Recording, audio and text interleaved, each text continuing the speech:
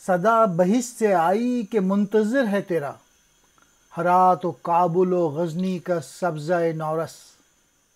بہشت نے یہ بات بھاپ لی بادل کی کہ وہ یہاں برسنا چاہتا ہے، تو اس نے کہا تم ہرات کابل جاؤ، جہاں پہ جو سبزہ ابھی پیدا ہوا ہے وہ تیرا منتظر ہے، وہاں جا کے برسو۔ آخری شعر فارسی کا ہے، میں اس کا ترجمہ پڑھ دیتا ہوں۔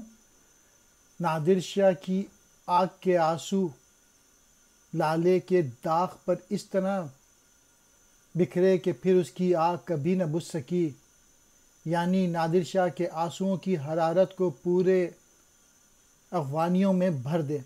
یعنی مین میسیج یہی ہے کہ نادر شاہ ان کو پسند تھے، علامہ اقبال کو، اور ان کے متعلق انہوں نے یہ نظم کہی، اور وہ یہ چاہتے تھے کہ نادر شاہ کے جو جذبے ہیں، جو عشق ہے ان کو، جو پیشن ہے، جو زندگی کی حرارت ہے اس میں، اور جو جوش موجود ہے وہ پوری افغان قوم کے دلوں میں بس جائے، تاکہ وہ کسی بھی مرحلے پہ مایوس اور افسردہ نہ ہوں۔